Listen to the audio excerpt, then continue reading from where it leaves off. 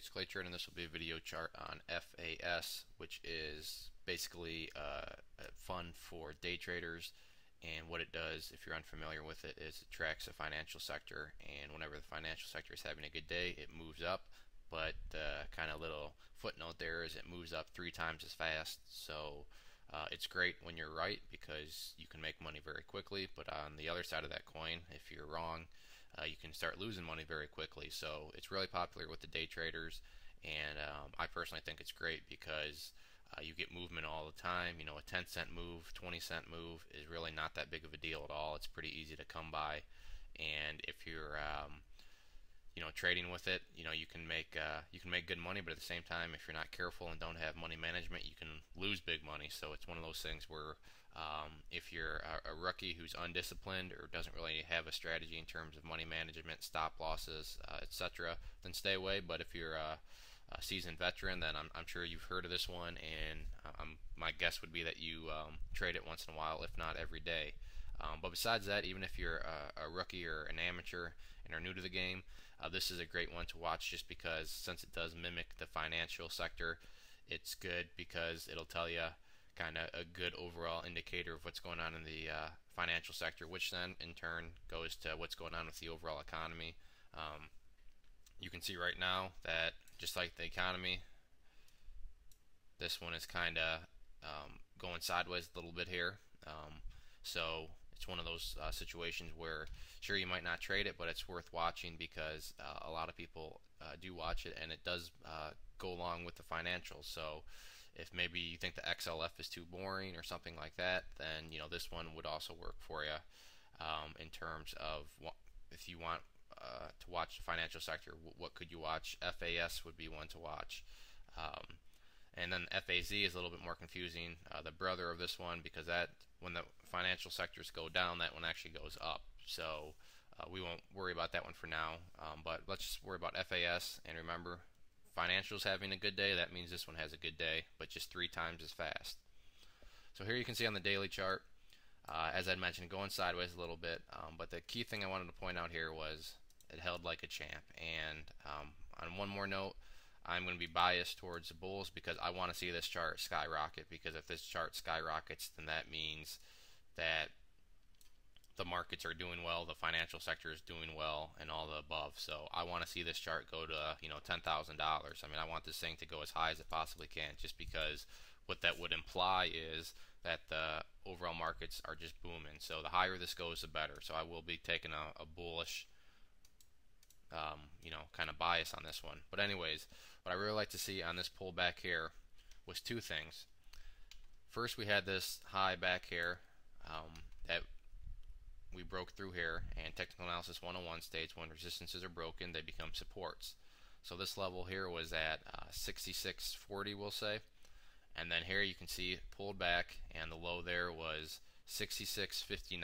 So really close to this price.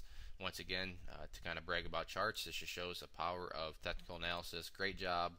And I know day traders and so forth are probably sitting there picking up some shares. That little bounce there was about a $7 move. So that quick, and then one day about $7 move. That's what I mean when this thing can really move.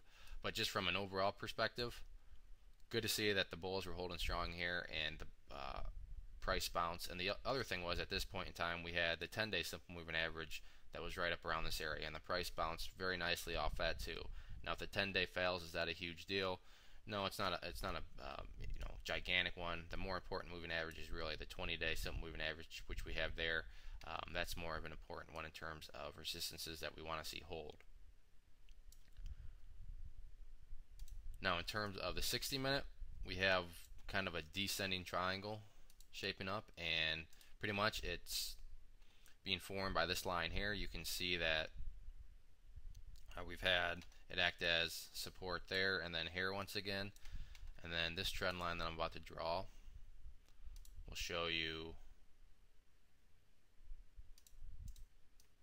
the triangle part of it that's starting to take shape. The goal, obviously and hopefully, is on this move up here that we're getting up here on the 60-minute. So each one of these bars represents 60 minutes worth of price action.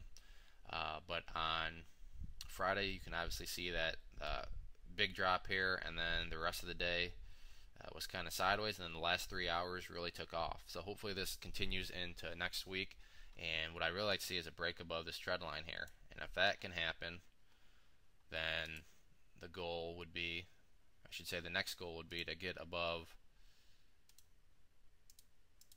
let me change this to red so we can remember its resistance. This price level here, which is at about 75.50, and if we can get a close above 75.50, then I think the daily chart's really going to start to take shape, and hopefully we'll be able to attack these highs up here. Just remember, picture kind of time frames as dominoes. In order for the daily chart to start to look better, the 60-minute chart needs to start to look better first. In order for the 60-minute chart to look better, the 30-minute chart needs to look better first, and so forth and so on. So whether you start from the 1 minute or 5 minute or 10 minute or whatever, it's like a progression. You got to first push over that first domino, and as long as those charts keep looking better, then the next time frame up chart's going to also look better. So in order for our daily chart to kind of get out of this move here, the first thing we just need to see is a break above this downtrend line here on the 60-minute. So that's important to remember. As far as the indicators here, I'm really liking the RSI, which is showing strength, is picking back up. Let me make this bigger on the MACD here. MACD has flattened out and is now starting to curl up across above that red line there. Its signal line would be an ideal situation. And then the other thing to remember is on any sort of break above this trend line, to get kind of a confidence gauge on it, how much confidence can you actually put into it, just keep your eye on volume. The higher volume, the higher confidence you can have. Don't get me wrong, if it does break above there and volume's not huge, that doesn't mean that it still can't go up, but it's just one of those things where I get asked a lot of people, how do you try to avoid head fakes and stuff on breakouts? And the easiest way is, there is no for sure way, but the easiest way and highest probability way is to use volume with it. So the higher volume you get, the more confidence and the higher probabilities are that it's a strong move and that it will continue on up. And then real quick on the weekly chart, you can see that it's just been a monster for the financials these past about 4 weeks. I was going to say 4 weeks, but then we had this red consolidation candle here. But still, nonetheless, you can see here really started to take off. What I like to see is now the 10-week simple moving average is above the 20-week, and they're both uptrending nicely. So that kind of officially gives us that the medium-term trend is up. But even the long-term trend is up. If you want to take it back from February, you can see there where the financials finally bottomed out there, and then therefore the market bottomed out. So we're in an uptrend overall also, but even in the short term, medium term, whatever you want to call this move, just a strong move there, and hopefully we can just keep on going up. For the longer term players, the next resistance is going to be right around this area here. You can see a bunch of little wicks down there. I'm just kind of estimating it because, like I said, you got a wick there, so, but you get the general idea. There's a bunch of lows right in this area, and this is right at about 95 bucks. So getting there, but still a ways to go. But once again, this is a weekly chart, so this is more of a longer term view. But overall, the chart is looking very nice. If you have any questions on FAS, please send me a message. And like I said, I'd stay away from it for day trading purposes if you're kind of new, because you can lose money in a hurry. And it really takes money, management skills, and so forth to be able to succeed at this one. On another note, I'd encourage you to check out the bullmarketnewsletter.net and sign up for that newsletter. When you do so, you get a free ebook, and with that, it gives some of the strategies I use and so forth within the market. And then you get chart setups, articles, and all sorts of stuff for free, all the way from big boards down to penny stocks. So it's a good variety for everybody. And like I said, no strings attached. It is all free, so I'd encourage you to check that out. If you do have any other questions on FAS chart, shoot me a message and I will help you out. But if not, enjoy your weekend.